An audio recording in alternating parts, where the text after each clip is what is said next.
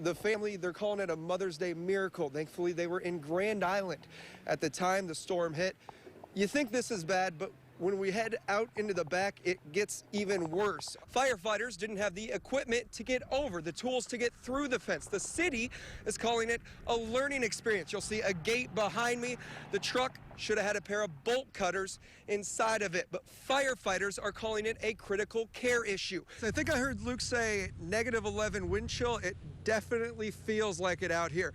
Both the city of Lincoln and the Nebraska Department of Roads have really been out in full force since around 9 a.m. this morning. It started all the way back in 1984. Right now we are at 13th and F, just across the street from the F Street Rec Center. Several families and children all around, face painting, drawing, lots of activities going on. Even an old police cruiser, a diplomat, if I'm not mistaken, behind me. I want to bring in Captain Mike Woolman with the Lincoln Police Department now.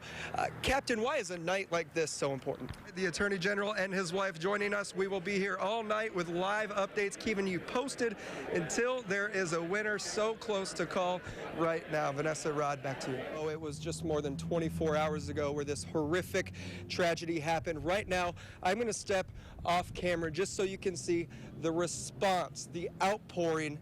He was forced to lock the vault from the outside. He put his 5-6 employees inside the vault, locked it, calling it his family. It was his duty to protect his family. He miraculously survived, telling us he literally thought he was going to die. We'll have more on that story and much more coming up tonight at 10 o'clock. Rod? Wow.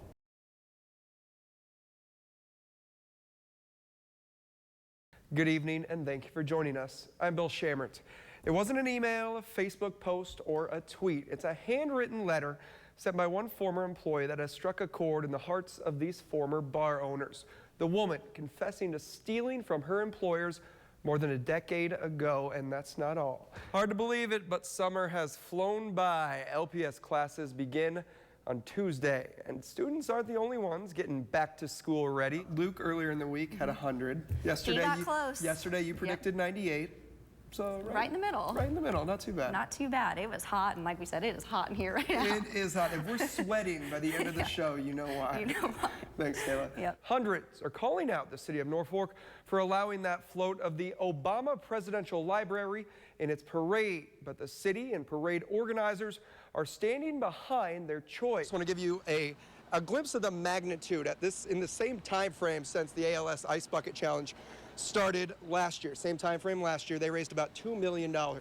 This year, that number stands at $31.5 million. That is more than double the amount since Monday, when it was already taken off for a month or so. Today, friends, family, and so many in the biking community remembered the girl they described as full of life. Little known fact, Amon Green was an asthmatic, and growing up, I am as well. And, he would always give speeches and stuff at camps that I went to and kind of served as an inspiration. So despite the fact that he was a Packer, it's very cool to see Big him Chicago inducted. Bears fan sitting next to me. Oh, yeah. Thanks, Peter. Well, turning to Ebola now, an American doctor stricken with the deadly virus is recuperating at Emory University Hospital as preparations advance to airlift a second infected American from Liberia.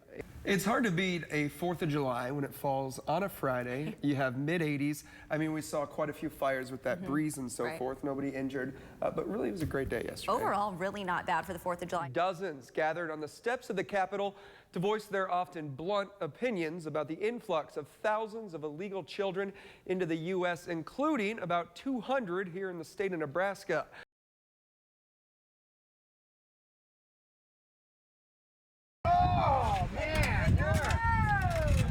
It's a Monday morning cleanup unlike the Olsen family has ever seen. Because most of the farmstead is actually gone, I don't know for sure if we'll rebuild here. A home that's a total loss. Nearly a dozen structures across the unrecognizable farmstead destroyed. Still, it's hard to find a sad face as the family sifts through the wreckage and the memories. That's it. Let's find something else. It was a good life here and a good home. We raised 6 kids here. Right now, I can't see all the negatives. I see a lot of positives. Wayne and Vicki Olsen had lived in this home for the better part of 6 decades. As we walk through their front door, you can see the house The structure completely destroyed. This is what used to be their living room. Some will call it a Mother's Day mess. Others will look at this as a Mother's Day miracle. Thankfully, they were in Grand Island celebrating the holiday with family at the time. However, the same cannot be said for their son, who lived about a mile to the north. We just saw a circling above us.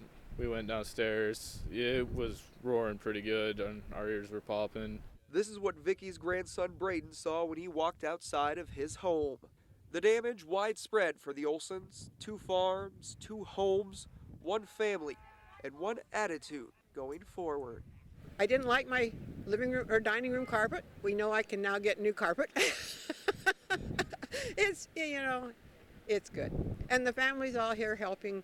Friends are here helping. It's good. Reporting near Cordova, Bill Schammert, Channel 8 Eyewitness News.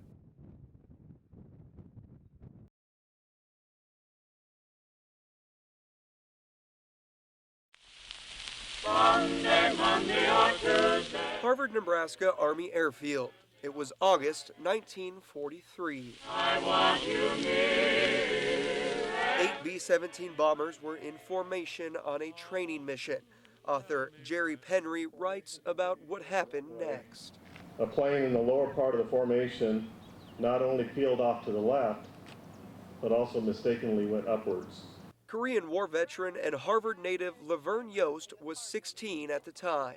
They were talking about this big flash in the sky, and I said, what's this all about? Then we found out that there were 3 planes that crashed, 1 east of town and 2 north of town. 14 servicemen lost their lives during that mid-air collision. This holiday, dozens came out to honor and to remember. Where at least I know I'm free, but I won't forget those who died. Veterans from as far back as World War II spoke for the unveiling of a new plaque. Freedom is such a wonderful thing, and I think it needs to be, advertised. When the military first announced they were coming here, this airfield, everything that you see around me, was built in only 3 months. The town itself went from 1,000 people to 6,000 people. It's a time period now forever memorialized in Harvard. It is hoped that the younger generations will pause long enough to read the words on this sign and never forget the men who gave it all while in training at Harvard, Nebraska. And it wasn't just Harvard. 241 men and 2 women lost their lives as the result of 60 crashes in the skies above the Cornhusker State.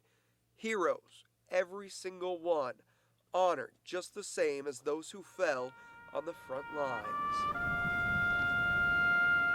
Reporting in Harvard, Bill Schammert, Channel 8 Eyewitness News.